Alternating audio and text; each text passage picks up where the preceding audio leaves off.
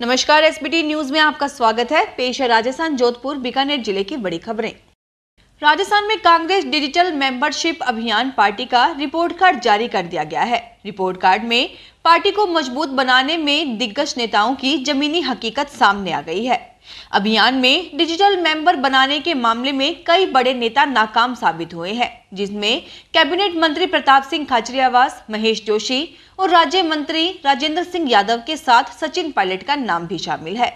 PCC द्वारा जारी report के अनुसार पायलट का निर्वाचन क्षेत्र टोंक डिजिटल मेंबरशिप अभियान के रैंकिंग में 59वें नंबर पर रहा है। टोंक विधानसभा क्षेत्र में 10,481 सदस्य ही बन पाए हैं। यही हाल सचिन पायलट के करीबी माने जाने वाले विधायक वेद प्रकाश सोलंकी के विधानसभा क्षेत्र चाकसू का रहा है। चाकसू 93वें नंबर पर रहा है। चाकसू में केवल 4,982 सदस्य ही बन पाए हैं। अभियान में प्रदेश कांग्रेस के अध्यक्ष गोविंद सिंह डोटासरा का विधानसभा क्षेत्र लक्ष्मणगढ़ 7वें नंबर पर रहा है। लक्ष्मणगढ़ में 36,892 सदस्य ही बनाए गए हैं। वहीं मुख्यमंत्री अशोक गहलोत का विधानसभा क्षेत्र सरदारपुरा 11वें नंबर पर रहा है। सरदारपुरा में 33,783 सदस्य ही बनाए गए हैं। फ्रूट की पेटियों में फलों के साथ नोटों की कतरन देख हर कोई चौंक गया। पेटियों में 20 से 500 रुपए के नोटों की कतरन निकल रही है। गुजरात से आ रही फल की पेटियों में ये कतरन मिल रही है। मामला नागौर जिले के कुचामन का है। फ्रूट व्यापारियों ने बताया कि पिछले 15 दिनों से ऐसा ही हो रहा है। सबसे ज्यादा अनार की पेटियों से नोटों की कतरनें निकल रही हैं। इनमें कागज की भी कतरनें होती हैं। पिछले कुछ दिन से इनमें नोट वाले कागज की कतरनें आ रही हैं। लोग अपने पास नोट से उनका मिलान कर रहे हैं। कई कतरनों में तो नोट पर आने वाला सिक्योरिटी धागा भी है। व्यापारियों ने आशंका जताई है कि कतरन नकली नोटों के भी हो सकते हैं। राजस्थान माध्यमिक शिक्षा बोर्ड के तत्वाधान में रीट 2022 के ऑनलाइन आवेदन आज 18 अप्रैल से भरने शुरू होंगे। परीक्षा 23 और 24 जुलाई को करवाई जाएगी। रीट 2022 के उत्तीर्ण अभ्यर्थियों के प्रमाण पत्र की पात्रता आजीवन रहेगी।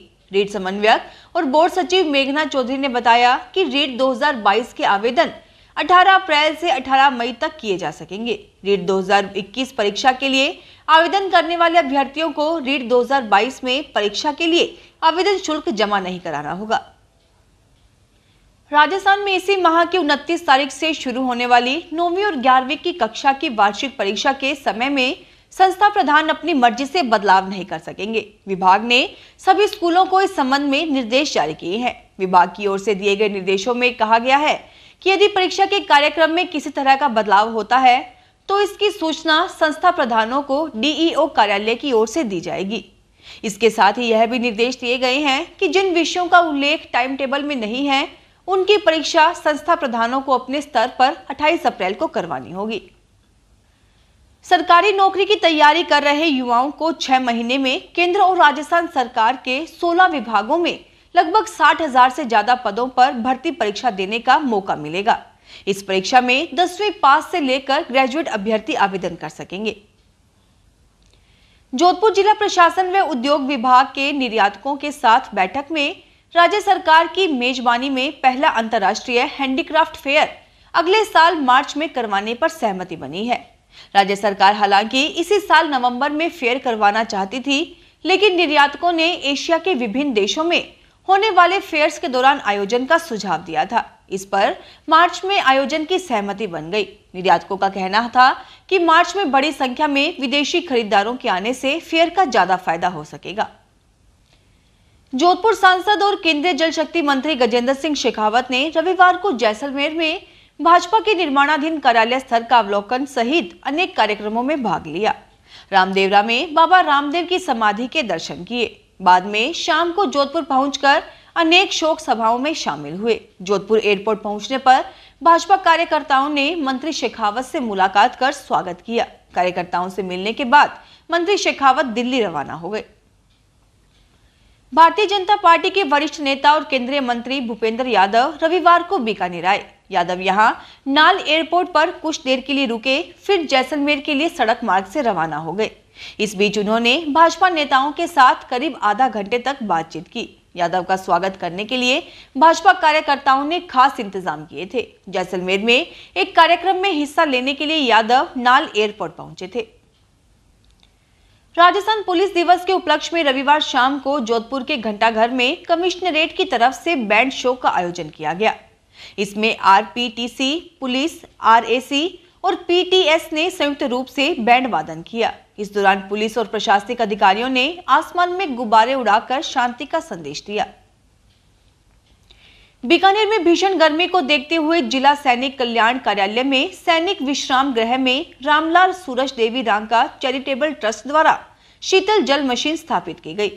ट्रस्ट के पवन महनोत ने बताया कि भाजपा लघु उद्योग प्रकोष्ठ के प्रदेश संयोजक रघुनाथ अग्रवाल, सह संयोजक महावीर रांका, देहात लघु उद्योग प्रकोष्ठ के मालू सिंह व संगठन प्रभारी ओम सरस्वत के सानिध्य में शीतल जल मशीन भेंट की गई। मारवाड़ में गहराते जल संकट को दूर करने के लिए कई प्रयास किए जा रहे हैं। इसी प्रयास में रविवार को राजस्थान की पहली वाटर ट्रेन पाली पहुंची। यह ट्रेन जोधपुर से 20 लाख लीटर पानी लेकर गई। ट्रेन का पाली पहुंचने पर गाजे बाजे के साथ स्वागत किया गया। इससे पहले रविवार सुबह राज्यसभा सांसद राजेंद्र गहलोत ने भगत की कोठी रेलवे स्टेशन पर वाटर ट्रेन को हरी झंडी दिखाकर रवाना किया। इस दौरान नगर निगम दक्षिण की महापौर वनीता सेठ सहित रेलवे व जन स्वास्थ्य अभियांत्रिकी विभाग के अधिकारी मौजूद थे। बीकानेर में BKESL ने सामाजिक सरोकार के तहत पवनपुरी स्थित मानसिक रूप से विकलांग अनाथ बच्चों के लिए चलने वाले सेवा आश्रम को एक रोटी मेकर मशीन प्रदान की। यह मशीन 1 घंटे में 1200 रोटियों का उत्पादन करने में सक्षम है और सेवा आश्रम की 2 इकाइयों की सहायता करेगी। मशीन को LPG और बिजली दोनों के माध्यम से संचालित किया जा सकता है। जोधपुर जिले में रविवार से 8वीं बोर्ड की परीक्षा शुरू हुई। ऐसा पहली बार हुआ कि किसी बोर्ड की परीक्षा रविवार को हुई है। इसका एक मुख्य कारण यह भी है कि बच्चों को गर्मी से बचाने के लिए यह परीक्षा रविवार को रखी गई। इन दिनों 10वीं और 12वीं बोर्ड की भी परीक्षा चल रही है। ऐसे में उनकी तारीख से हटकर सरकार ने 8वीं बोर्ड की परीक्षा आयोजित करवाई है। 2 साल बाद एग्जाम के नाम से वैसे तो बच्चे काफी डरे हुए थे, लेकिन अंदर जाने के बाद पेपर देखकर बच्चे काफी रिलैक्स नजर आए। जब बच्चे बाहर निकले तो सभी के चेहरे खिले हुए थे। जोधपुर में राजपुरोहित समाज की ओर से संत खेतेश्वर जयंती 22 अप्रैल को धूमधाम से मनाई जाएगी। जयंती पर शोभा यात्रा सहित कई कार्यक्रम आयोजित किए जाएंगे। इन कार्यक्रमों में शामिल होने के लिए जूना खेड़ापति बालाजी मंदिर से प्रचार रथ रवाना हुआ। यह रथ गांव-गांव जाकर खेतेश्वर जयंती के मनाने के लिए पीले चावल बांटेगा और लोगों को कार्यक्रम में आने का निमंत्रण देगा।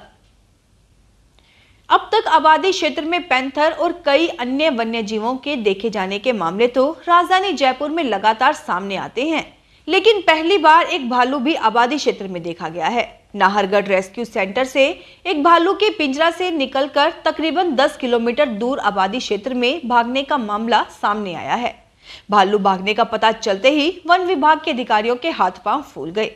वन विभाग की टीम को इसकी सूचना दी, जिस पर वन विभाग की team DCF Ajay Chittora, ACF Jagdish Gupta, वरिष्ठ पशु चिकित्सक डॉक्टर अरविंद माथुर और डॉक्टर अशोक तंवर मौके पर पहुंचे। फिलहाल इस बुलेटिन में इतना ही। फिर हाजिर होंगे और बड़ी खबरों के साथ। SBT न्यूज के वीडियो देखने के लिए हमारे चैनल को सब्सक्राइब करें और नोटिफिकेशन पाने के लिए बेल आइकन को प्रेस करें।